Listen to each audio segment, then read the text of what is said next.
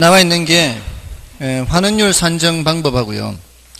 그다음에 이제 물건별 평가와 부동산 가격 공시제도, 이렇게 세 가지 주제가 남아 있습니다. 일단 환원율의 정의는 앞에 투자론에서 한 거죠. 굉장히 중요하죠. 종합환원율 굉장히 중요하다고 이제 총 투자액분의 순영소도 했었고요. 이것도 중요하죠. 환원율의 성격, 이거 괄호 채워넣기 나온 적도 있어요. 자본 수익률 더하기 자본 회수율, 괄호 속에 들어갈 적당한 용어. 그 다음에 이제 환원율 산정 방법입니다. 자, 이제 환원율을 산정하는 여러 가지 방법이 있는데요.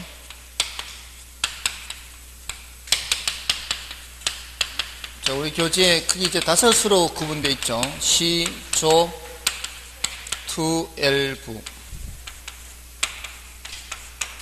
시장추출법, 조성법, 투자결합법, 엘루드법, 부채감당법. 이게 이제 시장추출이고요. 조성법 또는 요소구성법 그래요. 다음에 이제 투자결합법 하고요. 다음에 에루드법, 다음에 부채감당법. 자, 여기서 이론적으로든 계산 문제로든 이제 중요한 거는 요놈하고요. 요놈이 일단 중요해요. 그 다음으로는 이제 엘루드법인데 이거는 난이도가 좀 높아요.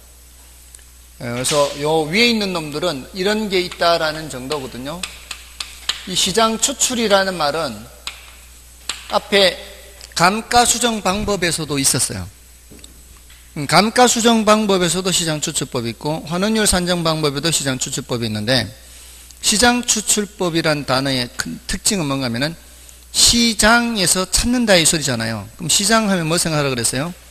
수요 공급 생각하라 그랬고, 수요 공급자들이 거래한 거죠. 그 매매 사례가 키워드예요. 매매 사례. 매매 사례로부터 추출, 이게 키워드예요. 다음에 이제 조성법 또는 요소 구성법은 그 동그라미 1번 공식 있죠. 거기 괄호 속에 여러 가지 항목이 있죠. 여러 가지 항목을 외울 필요는 없어요. 여러 가지 요소가 있구나 이 소리예요. 동그라미 1번에 여러 가지 요소가 뭐예요? 위험성, 비유동성, 관리의 난이성, 또 안전성 있죠. 지금 조성법, 요소 구성법 지금 170쪽 하고 있는 거예요. 그 조성법, 요소 구성법, 그 여러 가지 요소를 말하는 거예요. 이게 위험성, 비유동성 여러 가지 요소를 구성한다 이 뜻이에요. 그게 위험률에 따라서 이제 플러스 하기도 하고 이제 마이너스 하기도 하고. 근데 이건 특징이 주관 개입의 문제예요. 이번에 주관 개입의 문제. 그것 때문에 사실 잘 사용 안 해요. 그러니까 중요도가 좀 낮은 거죠. 그러니까 이 시장 추출이라는 말은 시장에서 찾는다. 매매 사례가 키워드고, 이거는 상대적으로 중요도가 좀 낮고요. 근데 어떻게 출제된 적도 있는가 하면은 이렇게 출제된 적도 있어요. 여기 4가지를 섞어 놓고요. 5가지잖아요. 4가지 섞어 놓고 다른 거 하나 분해법을 집어 넣고요. 다음 중 감가 환원율 산정하는 방법이 아닌 것은, 환원율 산정하는 방법이 아닌 것은 다른 거 분해법을 집어 넣고 엘루도 자리에다가 그렇게도 출제한단 말이에요. 이게 5개니까 출제하기 참 좋잖아요. 지문 5개니까. 그죠? 환원율 산정 방법이 있고, 또 앞에 감가수정 방법이 있었잖아요. 감가수정 방법에도 정액법, 정률법, 상환기금법, 관찰감가법, 분해법 여러 가지가 있으니까 섞어놓고 감가수정 방법이 아닌 이렇게 출제하기가 참 좋거든. 그거는 그렇게 이론적으로 어렵게 묻지도 않으면서 출제하기가 좋아요. 자, 아무튼 그렇고요. 근데 이제 요 두 놈, 투자결합법과 부채감당법은 이론으로도 중요하고 계산으로도 중요하고요. 자, 이 투자결합은 물리적으로 결합하느냐 금융적으로 결합하느냐 이렇게 나누어져요. 물리적으로 결합하는 것은 토지, 건물 이렇게 결합하는 거고요. 금융적으로 결합하는 것은 내 돈, 남의 돈 이렇게 결합해요. 그래서 환원율을 구할 때 토토건건 이렇게 한다 그랬어요. 여기는 지지저저 이렇게 한다 그랬어요. 토지와 건물을 결합하는 거예요. 요거는 내 돈과 남의 돈을 결합하는 겁니다. 지분과 저당. 그래서 이거는 토지 가격 비율이에요. 토지 가격 비율. 토지 가격 비율이 40%면 건물 가격 비율은 60%가 되는 거예요. 거기에다가 토지 환원율을 곱하고 더하기 건물 가격 비율 곱하기 건물 환원율 이렇게 해서 계산을 하면은 물리적 투자 결합법에 의한 환원율이에요. 그러니까 물리적으로 토지 건물이 결합되어 있잖아요. 복합부동산. 그러니까 토지 환원율과 건물 환원율을 각각의 비율로 가중평균한 게 종합환원율이다 이 말이에요. 여기선 내 돈이 30%고 남의 돈이 70%면 내 돈 비율과 남의 돈 비율을 가중치로 사용해서 지분 환원율과 저당 환원율을 또 가중평균하면 종합환원율이 나오는 거예요. 지분 환원율 자리에 뭐를 사용한다는 거예요? 지분 배당률을 사용하는 거죠.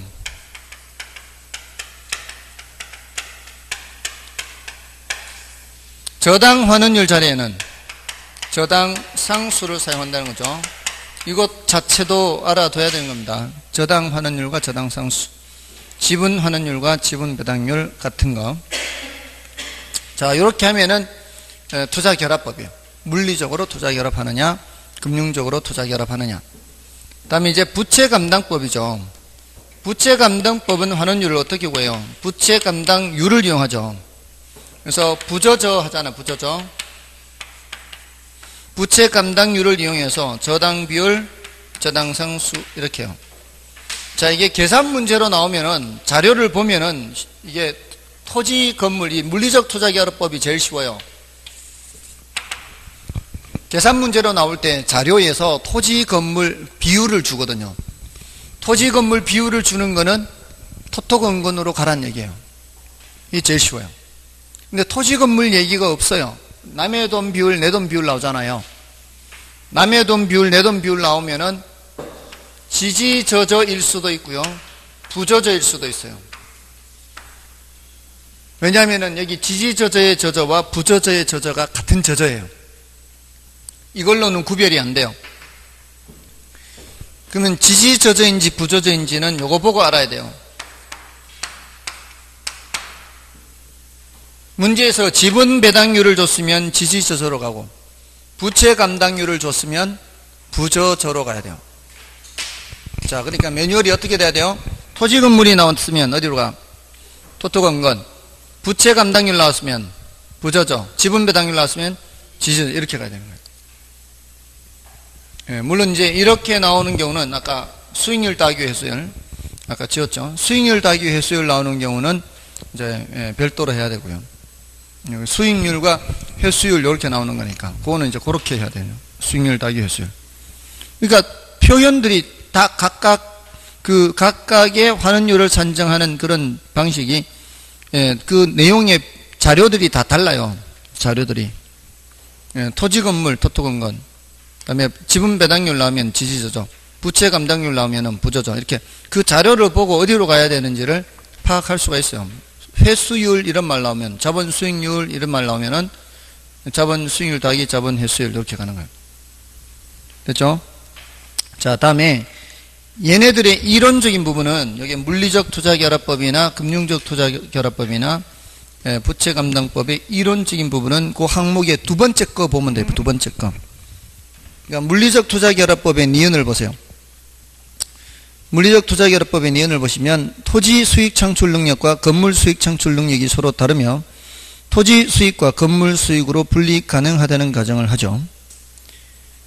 만약에 이게 서로 같다면은 굳이 구분할 필요가 없죠. 서로 다르니까 구분하는 거지. 같으면 구분할 필요가 없잖아요. 또 밑에 니은, 금융적 투자결합법의 니은에서도 지분 투자자 요구 수익률과 저당 투자자 요구 수익률이 서로 다르다는 가정을 하는 거죠. 같으면 구분할 필요가 없습니다. 다음에 오른쪽에 부채 감당법을 보시면은 지나치게 저당 투자자 입장에 치우쳐 있어요. 지나치게 저당 투자자 입장에 치우쳐 있다는 게 바로 그 부채 감당률, 저당 비율, 저당 상수가 모두 다 저당 투자자가 중시하는 지표들로만 되어 있어요. 지나치게 은행 입장이라는 얘기죠. 그 다음에 저당 비율이 0이거나 아주 작은 경우에는 적용하기가 곤란합니다. 저당 비율이 0이면 어떻게 돼요? 이게 0이면 환원율이 0이 되어버리죠. 계산을 못하는, 안 돼, 불가능. 그럼 0이 아니더라도 남의 돈 비율이 아주 적어 보세요. 0이 아니더라도 남의 돈 비율이 아주 적으면 환원율이 아주 적죠. 환원율이 아주 적으면은 얘가 적을수록 얘는 커져요. 뭐 이상한 경우가 되죠. 남의 돈 사용하는 비율이 적을수록 부동산 평가액이 커져요. 좀 이상한 거예요. 그러니까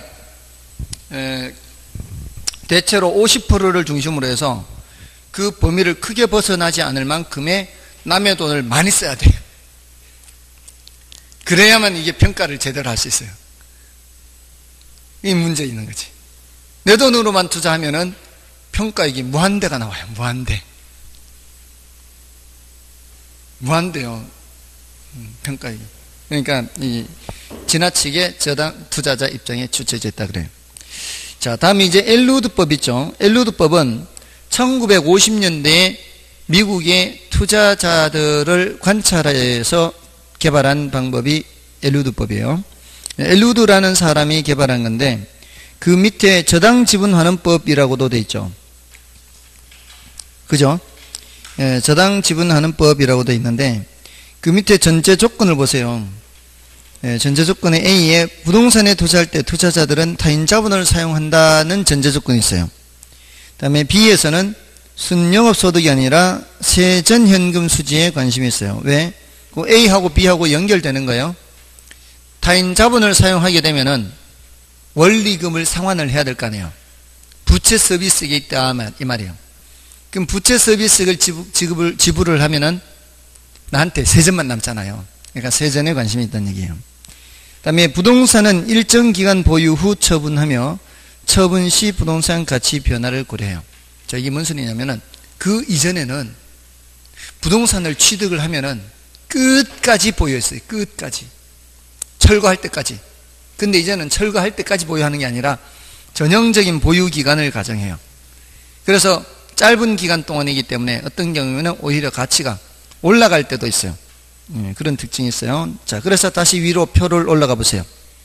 표의 맨 위에 동그라미 1번 보시면 세전현금 수지, 그 다음에 보유기간 동안의 지분 형성분 이렇게 돼 있죠. 보유기간 동안의 지분 형성분이 뭘 뜻하는가 하면 매년 부채 서비스액을 갚잖아요. 매년 부채 서비스액을 갚잖아요. 그 부채 서비스액은 원금 이자로 돼 있죠. 이자는 비용으로 사라지는 거지만 원금 갚는 거는 나중에 내가 돈을 덜 갚아도 되잖아요. 그게 내 것이 됐다 뜻이거든요. 그러니까 지분 형성분은 원금 상환분이다 이렇게 보시면 돼요. 원금을 상환했기 때문에 내 것이 됐다 이 뜻이에요. 그 다음에 마지막으로 가치 변화분을 고려해서 세 가지를 감안해서 환원율을 산정하는 공식을 만들었어요. 근데 여기는 공식이 없죠. 여러분들의 정신건강을 위해서 여기 안 써드린 거예요. 그 공식이 복잡해요. 공식이 복잡합니다. 아무튼 자 그렇게 되고요. 다음에 이제 박스는 됐고 박스 밑에 환원 방법에 따른 수익환원법 분류가 있죠. 자, 그거는 뭘 의미하는가 하면은, 자, 요거는 말이에요. 이거예요, 이거. 아까 이거, 자본 수익률은, 환원율은, 자본 수익률 더하기 뭐로 돼 있어요? 자본, 회수율로 돼 있죠.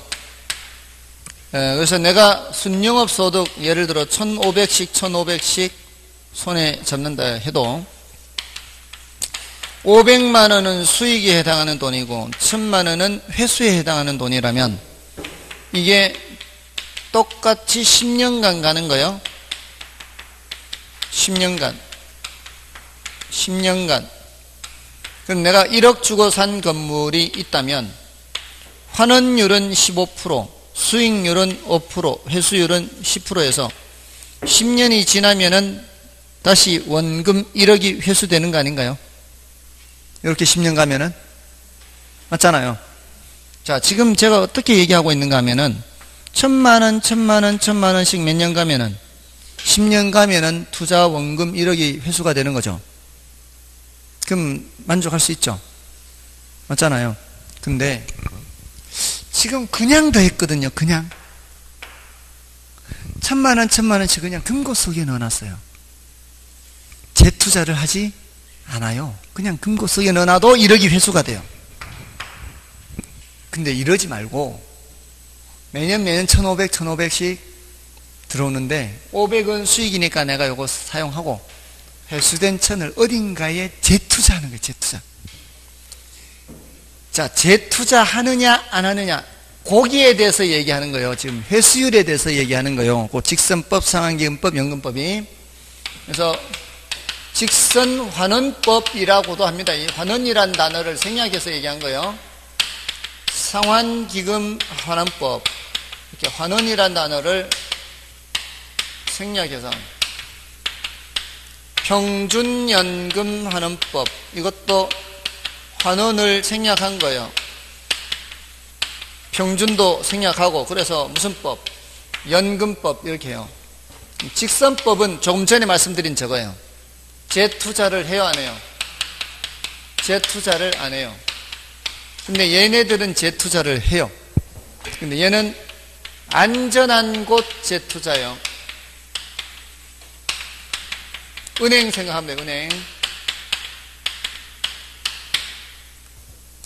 이건 동종 업종 재투자예요. 자, 이유가 있어요. 물건마다 그 성격이 달라서 그런데 그 전에 이게 수익률이 높겠어요? 이게 수익률이 높겠어요?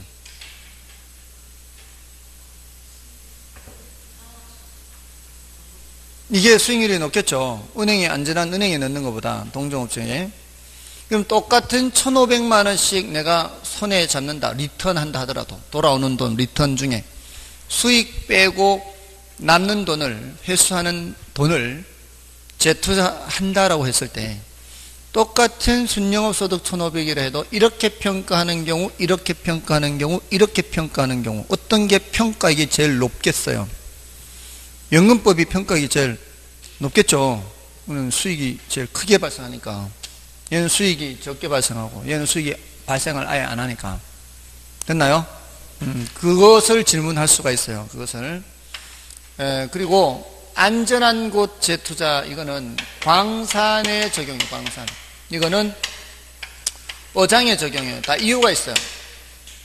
왜냐하면 우리 광산은, 혹시 광산 가보셨나요? 광산? 안 가보셨죠? 광산에. 예? 가고 싶어요? 다이아몬드 광산?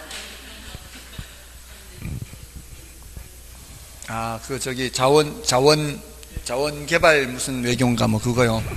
그 뻘짓한 거죠, 그게. 가장 대표적인 게 뭔가 하면은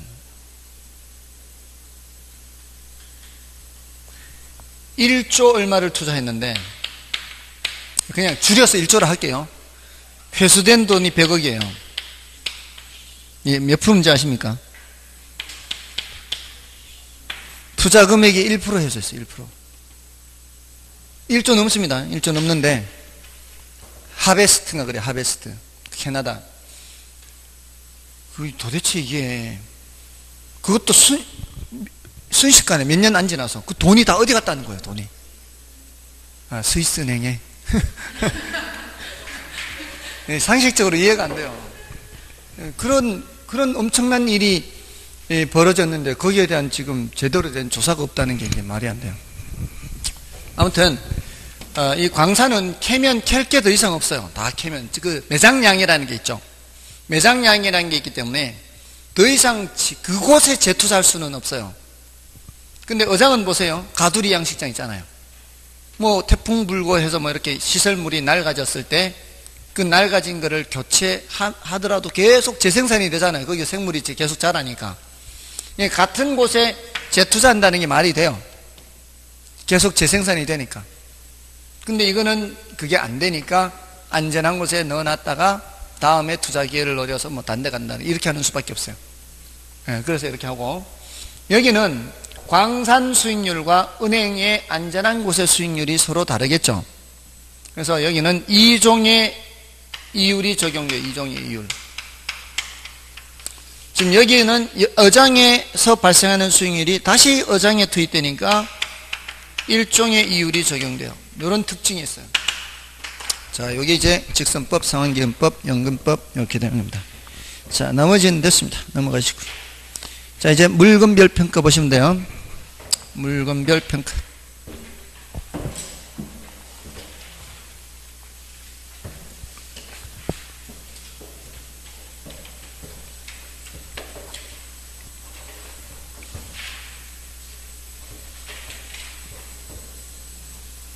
자, 환원율의 정의, 투자론에서 했던 거 생각하시고요. 환원율의 정의, 환원율이란 부동산 가격 분의 종합 순영 소득이고요. 환원율의 성격, 자본 수익률 더하기 자본 회수율로 되어 있다. 내 원금이 그대로 유지되면 자본 회수율은 0이지만 내 원금이 줄어들게 되면 회수율이 플러스가 돼야 돼요. 내 원금이 올라가면, 자본 이득이 발생하면 회수율은 0보다 작게 됩니다. 이게 환원율의 성격. 환원율 산정 방법에 시조212 있는데 시장추출법과 조성법은 조금은 종류가 낮고요. 시장추출법은 키워드가 매매 사례로부터 찾는 거예요. 투자결합법, 엘루드법, 부채감당법. 투자결합법은 물리적, 금융적 나누어져서 물리적은 토토건건, 금융적은 지지저저예요. 그 다음에 부채감당법은 부저저입니다. 이렇게 하고 엘루드법은 이제 미국의 투자자들 관찰해서 세전현금 수지를 중시하고 보유기간 동안의 지분 형성분을 중시했고요. 가치 변화분까지 고려했습니다. 됐죠? 그 다음에 이제 자본 회수율과 관련해서 직선법, 상환기금법, 연금법이 있다. 직선법 재투자 안 하고 상환기금법은 안전한 곳 재투자, 연금, 평준연금 하는 법 또는 연금법, 동종업종에 재투자한다. 평가액이 제일 높습니다. 연금법이. 됐죠? 그 다음에 이제 물건별 평가요.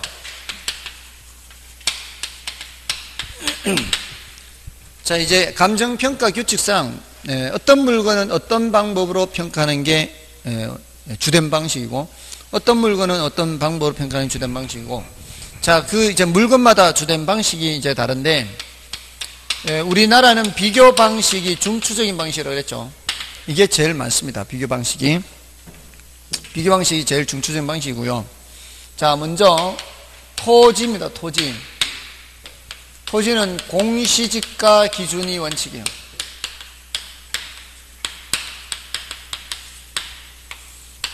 이것도 비교 방식이라고 그랬죠. 표시지계.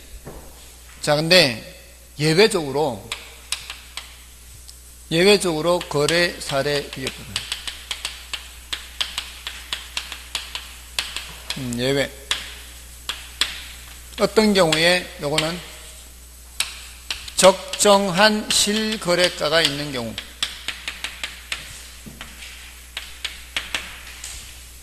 적정한 실거래가가 있는 경우에는 뭐를 적용한다?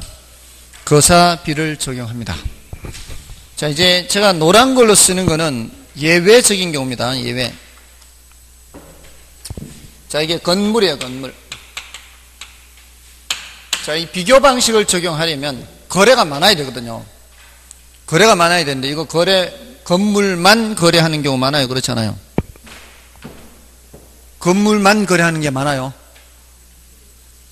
토지하고 함께 해야지. 건물만 거래하는 경우는 거의 없어요. 그러니까 건물만 평가하는 걸 말하는 거예요. 건물만. 이럴 때는 원가법을 적용해요. 비교 방식 적용 안 해요. 근데 토지와 건물을 함께 거래하는 경우 많아요? 그렇지 않아요? 많죠. 이거 일괄해서 평가하거든요. 일괄해서 평가할 때는 무슨 법? 거사비. 다음에 살림이잖아요. 이거는 산지와 임목, 나무도 있다는 얘기거든요. 이거는 구분평가예요. 살림은 산지와 임목이 있어요. 산지는 땅이죠. 땅은 어디로 가요? 땅은 공시지가로 가면 되죠. 공시지가로. 땅은 공시지가로. 임목은 거사비. 자, 이 비교 방식은 세 가지거든요. 공시지가 기준, 거사비, 임사비. 임사비는 뭐밖에 없어요? 임대료 하나밖에 없죠. 공시지가 기준법은 땅밖에 없어. 임대료, 땅 빼고는 다 뭐라고요? 거사비라고요. 땅 아니잖아요. 임대료도 아니잖아요. 뭐예요? 거사비. 이거 일과라면 뭐예요? 거사비. 땅 아니고 임대료 아니잖아요. 과수원 뭐예요? 과수원, 거사비. 이거는 유실수가 있는 과수원이잖아요. 맞죠? 땅 빼고 임대료 빼고는 다 뭐라고요? 거사비. 자, 근데 요거 하나 조심해야 되네. 여기 요거 임목과 관련해서 소경목님 써요. 노란 걸로 2개 씁니다. 노란 걸로 2개. 요거는 이제 구분평가라는 걸 주의를 하라고 이렇게 써놓은 거고, 소경목님은 어린 나무예요. 어린 나무. 심은 지 얼마 안 돼요.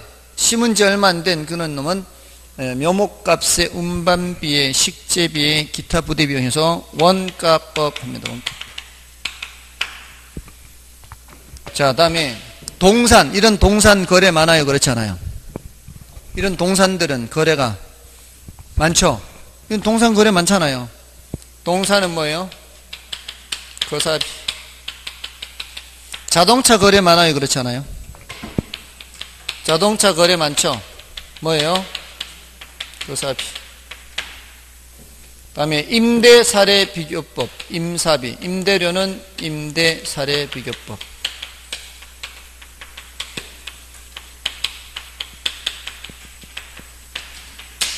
자, 됐죠? 다 나온 거예요. 비교 방식. 다만 노란 거는 원가법. 구분평가할 때 소경목님 이렇게 일괄 토지 산지와 임목 일괄에도 거사비, 토지 건물 일괄에도 거사비. 됐죠? 이게 제일 많아요. 이게. 그 다음에 수익 방식. 수익 방식은 기업 활동과 관련돼요. 기업 활동, 수익 활동. 공장재단,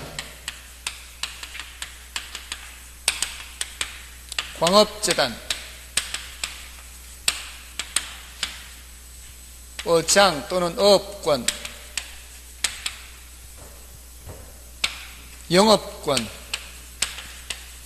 특허권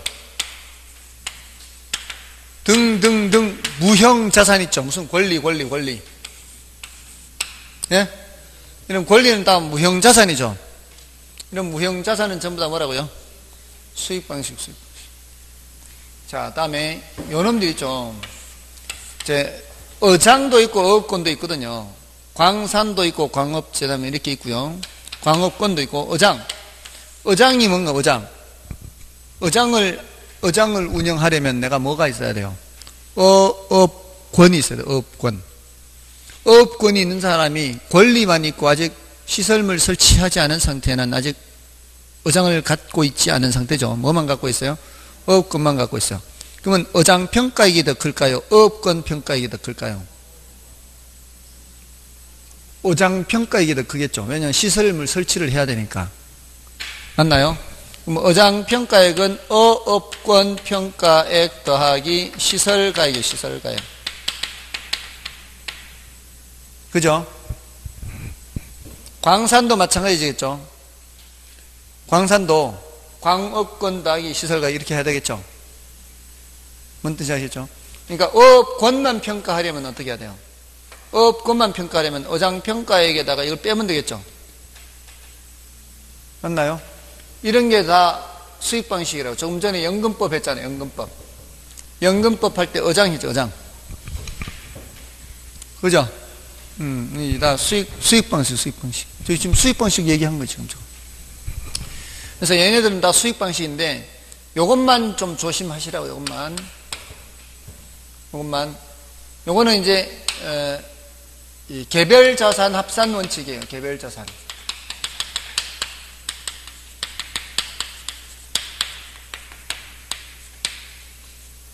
개별 자산 평가액을 합산해서 평가하는 게 원칙입니다.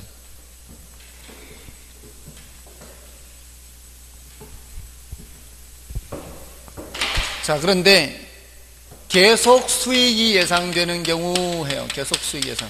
이 소리는 뭔 소리예요? 앞으로도 기업 활동을 계속 하겠다는 얘기 아니에요. 이럴 때 일괄해서 평가할 때는 수익환원법 이렇게 된다고. 결국 수익환원법이다 이 말이에요. 수익환원법. 계속 기업 활동을 한다면은 무슨 법이라고요? 수익환원법이에요. 근데 이제 공장재단의 경우에는 공장재단에 속한 토지, 건물, 기계류 이런 것들이 각각 있으니까 그런 것들을 이제 각각 평가해서 합산하는데 이거는 계속 수익이 예상 안 될 때 얘기니까. 됐고요. 그럼 다 됐어요. 수익 방식 끝이에요. 무형자산 전부 다 뭐고요? 무형자산 전부 다 수익 방식이고, 어장도 수익 방식이에요. 다 수익 방식이에요. 결국은 어업권도 수익 방식을 전제로 해서 계산해야 돼요. 어업권 계산하려면은 어장 평가 수익 방식으로 어장 계산한 후에 시설 가액을 빼면 되는 거니까. 다음에 이제 원가 방식이에요. 원가 방식은 자 보세요. 여기 재밌는 게 여기 준부동산이거든요. 얘네들. 요 준부동산이죠. 우리 앞에서 부동산 개념에서 준부동산이 이렇게 이제 여러 군데 흩어져 있어요. 여기 남은 준부동산이 여기 오는 거예요. 남은 준부동산이. 물론 임목은 여기 안 오고 저쪽으로 가는데, 여기에 항공기, 건설기계, 선박, 요 셋이 있어요. 자, 요놈들은 거래도 많지 않아요. 수익 활동과 직접 관계는 없어요. 그래서 얘네들은 원가 방식이에요. 근데 요 선박은 구분평가예요. 선박은 구분평가.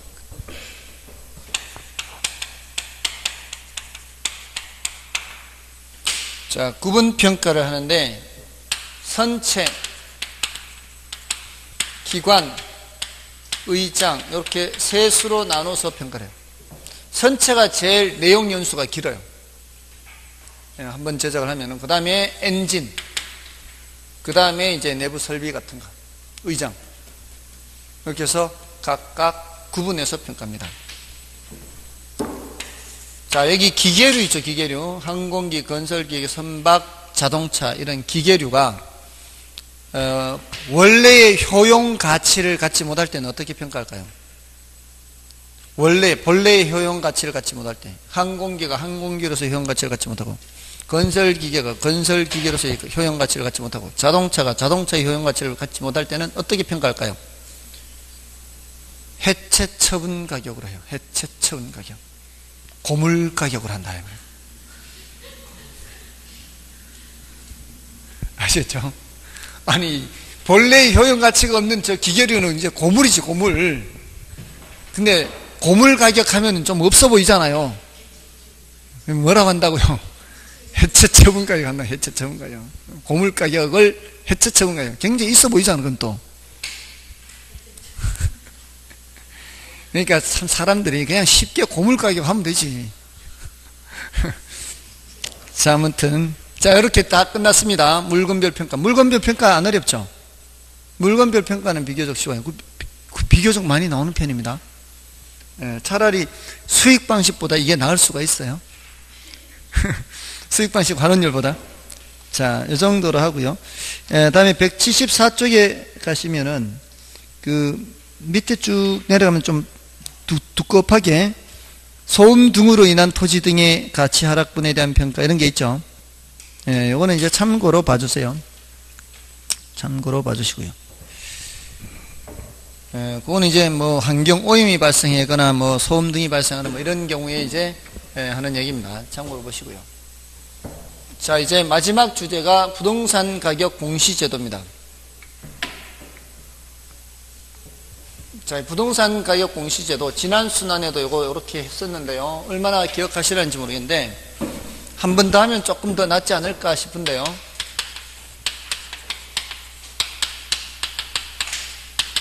부동산 가격 공시제도. 자, 요거는 그 제도의 취지가 뭐 때문에 그랬어요? 이 제도의 취지는 세금 때문에 세금. 자, 이제 토지 가격도 공시하고요. 주택 가격도 공시하고 비주거용 부동산 가격도 공시하죠. 토지 가격은 표준지 공시지가,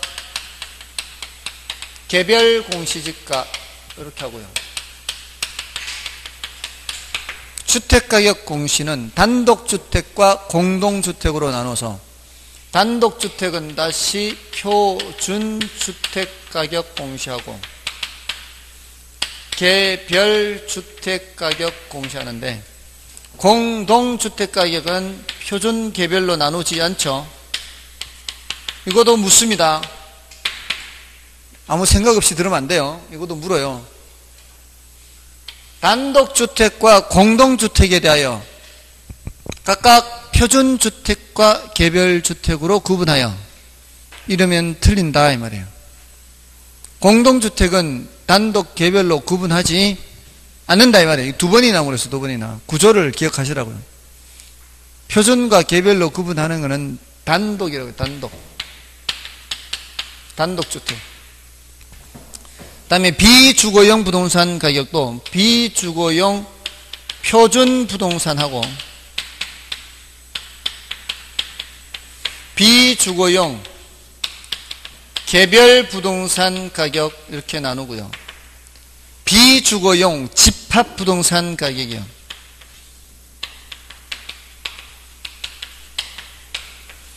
비주거용 집합 부동산 가격은 이런 거. 구분 소유된 이 상가, 공장형, 아파트형 공장, 요거는 여기 단독주택에 해당하는 거고요. 비주거용 집합부동산은 공동주택에 해당하는 거죠. 그래서 이 단독주택에 해당하는 비주거용 부동산을 비주거용 일반 부동산이라고 그래요. 자, 그래서 여기에 토지. 요거는 이렇게 해서 주택, 이건 이렇게 해서 비주거용 부동산, 이렇게 세 수로 나눈단 말이에요. 비주거용 부동산은 비주거용 일반 부동산을 표준개별로 나누고, 주택의 경우는 단독과 공동이 있는데 공동 그대로 가고 단독을 표준개별로 나누고, 토지는 이렇게만 끝나는 거예요. 자, 이렇게 해서 주체와 효력 위주로 기억하시라 그랬어요. 지난 순환에. 주체를 먼저 해요. 주체. 누가 하느냐? 공시를 누가 하느냐? 개별 셋은 누가 하고요? 시군거제 한다 그랬죠? 개별. 요 셋은 시군구장이에요. 시군구장. 요거 시군구장. 요 시군구장. 나머지 5개는 다 누가 하고? 국장이 하는 거죠. 표준과 공동 집합까지. 얘는 다 합니다. 얘는 국장이 다 해요. 전수조사로 다 해요. 전수조사로 다 하는 거예요. 자, 그럼 주체에서는 이렇게 하면 되고, 효력에서는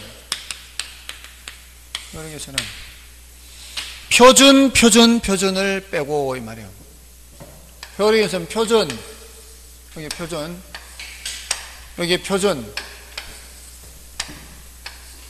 표준 있죠? 요 표준 3가지 빼죠. 나머지 5가지는 뭐와 관계 있어요? 표준 빼고 나머지 5가지는 세금과 관련. 세금. 여기 세금. 요거 2개 세금, 요거 2개 세금. 세금과 관련된다 이 말이에요. 자, 공적기관에 국가나 지방자치단체 등의 기관을 공적기관이라고 하면 되죠. 제가 여기는 이제 다 써드리면은 국가, 지방자치단체 등의 기관이 무슨 업무예요? 과세 등 업무와 관련해서 과세 등 업무, 세금이에요. 세금 등 세금 사용료 이런 거. 주택가격 산정 기준이에요.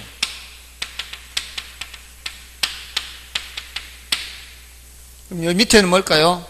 똑같아요. 국가, 지자체 등의 기관이 과세 등 업무와 관련하여 비주거용 부동산 가격 산정 기준이에요. 세금이에요. 세금. 과세 등 업무예요. 과세 등 업무. 그 다음에 여기는 직접적으로 세금, 부담금, 사용료 이런 거 부과 기준이에요. 이게 이제 세금 등이죠. 세금 등. 이렇게 여기까지 오면 세금 등. 대놓고 다 그렇게 얘기하는 거고요. 맨 위에 개별 공시지가는. 다음에 가격 정보 제공이라는 게 있어요. 정보 제공. 가격 정보 제공은 이제 요거 함께 비주거용 부동산 가격 정보 제공.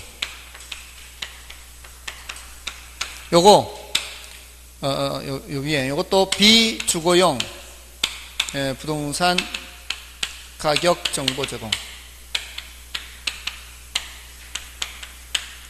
여기서는 정보 제공이 개별이 없어요. 정보 제공이 여기 있어요. 가격 정보 제공이 여기 있습니다. 토지 가격 정보 제공이 여기 있습니다. 표준이죠. 이것만 주의하시면 돼요. 요거. 가격 정보 제공이 주택이나 비주거용 부동산은 표준에 없어요. 그죠? 표준에 없고 이 밑에 있단 말이에요. 근데 토지의 경우에는 토지 가격 정보 제공이 표준에가 있다고요. 토지 가격 정보 제공은 표준에가 있다고요. 여기에서 만약에 정보 제공을 표준으로 집어넣어 버리면 어떻게 할까요? 공동주택 가격 정보는 제공을 못 하잖아요. 여기다 집어넣어 버리면 효력을.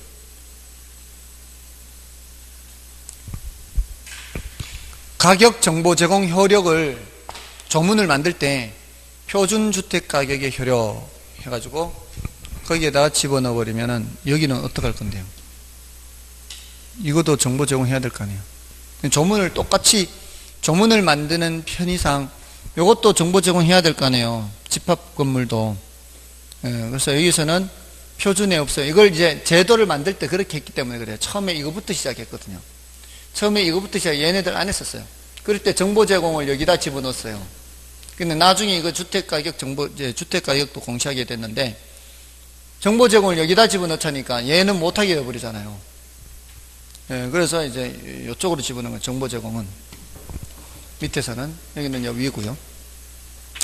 그래서 세금과 관련된 거와 정보 제공 기능이 이제 뒤늦게 시작한 제도는 여기에 들어가 있는 거예요. 그러면 표준의 효력은 뭐예요? 표준의 효력. 표준의 효력은 요 비준표라는 게 있어요. 비준표. 비준표 보고 요거 계산할 때 써먹어요. 공적기관이 뭐 계산할 때는 비주거용 개별 부동산 가격 산정할 때는 비주거용 표준 부동산 가격과 비준표를 보고 산정해야 돼요. 그 다음에 이것도 마찬가지. 요 표준의 효력은 뭐예요? 여기도 비준표가 있어요. 그래서 개별 주택 가격을 산정하는 경우에는 표준 주택 가격과 비준표를 보고 계산해야 돼요. 요거 계산할 때 써먹어요. 그 다음에 이것도 마찬가지. 뭐가 있어요? 비준표가 있어요. 개별 공시지가 산정할 때는 표준지 공시지가와 비준표 보고 산정하는 거예요. 근데 표준지 공시지가는 그 효력만 있는 게 아니라 더 있다고요. 더 국가나 지방자치단체 등의 기관, 공적기관이죠. 그러니까 공적기관이나 공적기관뿐만이 아니라 감정평가업자예요. 감평업자. 감평업자들이, 공적기관이나 감평업자들이 지가를 산정할 때 기준이에요. 요거 지가.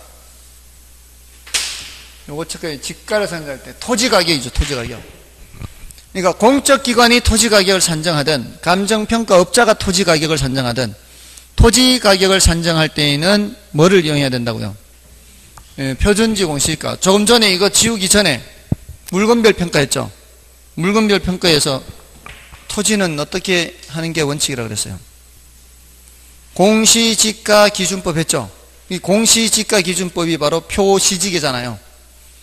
그 토지 누가 평가한다고요? 감정평가업자가 하는 거잖아요. 토지, 건물, 과수원, 자동차 이런 거 다 누가 평가하는 거예요? 감정평가업자가.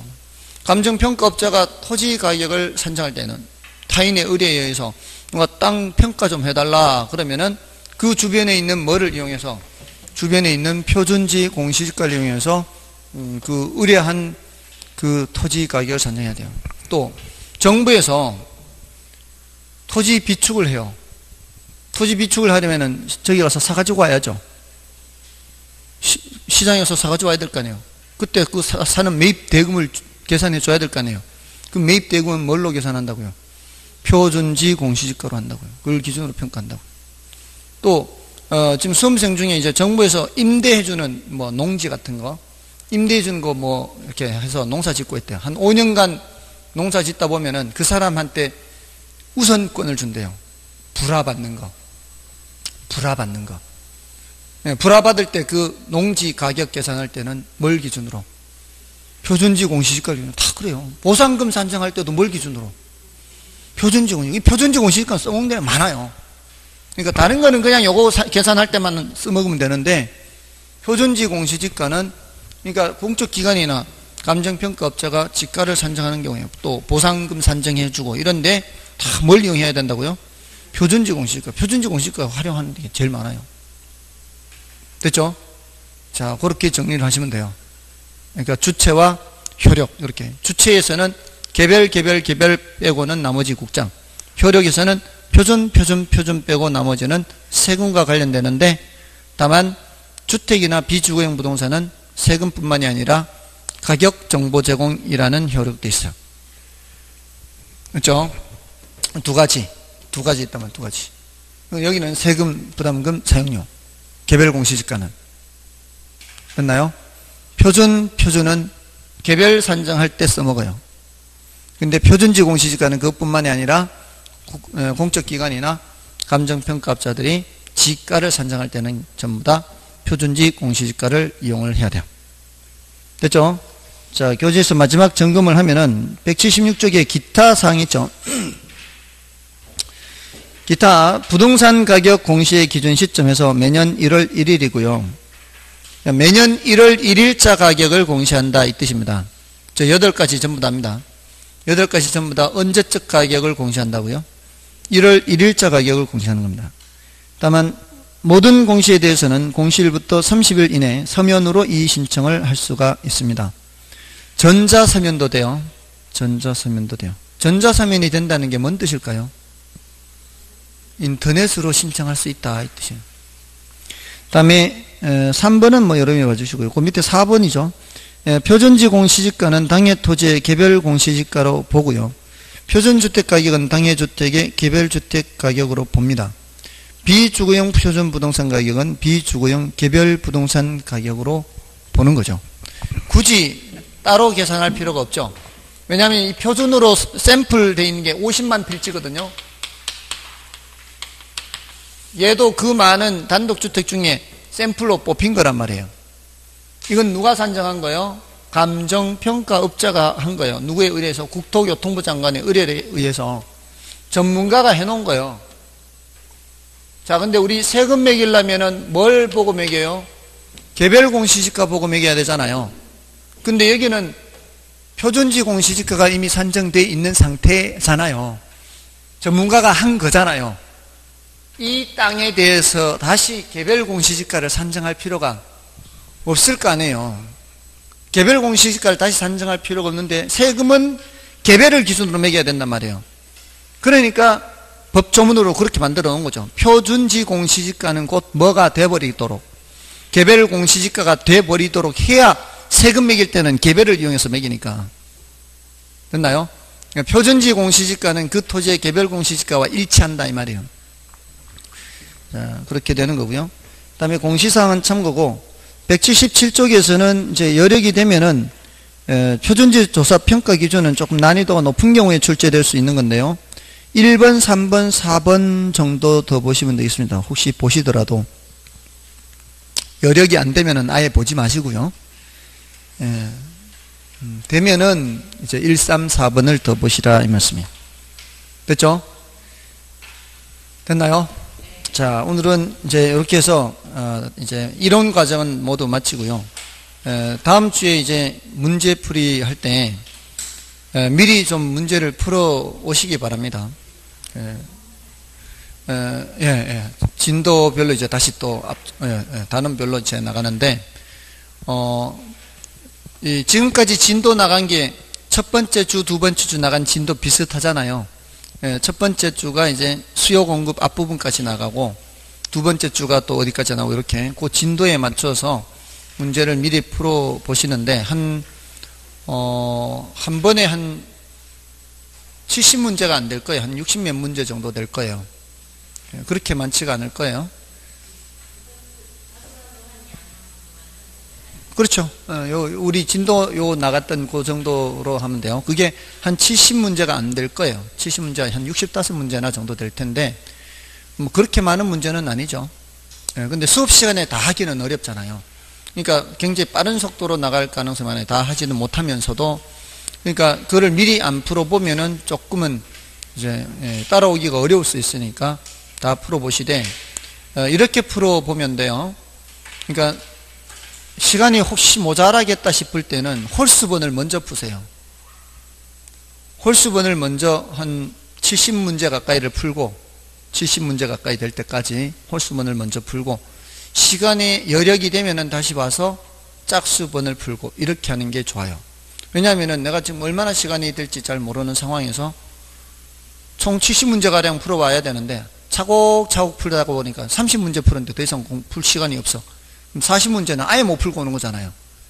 그러니까 홀수번이라도 풀면은 그게 비슷한 문제 유형들끼리 이렇게 모여 있기 때문에 한 문제씩이라도 그런 유형들을 터치를 해보고 온단 말이에요. 그게 훨씬 더 유리하죠. 문제집 받으시면 그렇게 하시라고. 문제지도 없는데 그렇게 할 수는 없으니까요. 아무튼 나는 시간이 그것도 안 되겠다 하면은 3배수라도 풀어오세요. 369 이렇게. 그것도 안 된다 그러면 50, 15, 20이라도 풀든가. 다시 오면 되니까 앞으로. 다시 와서 풀면 되네. 그 방법도 괜찮아. 오히려 계속 복습하는 효과가 있기 때문에 그 방법도 괜찮은 방법입니다. 자, 아무튼 그렇게 해서 풀어보시기 바랍니다. 다음 주에 뵙겠습니다. 감사합니다.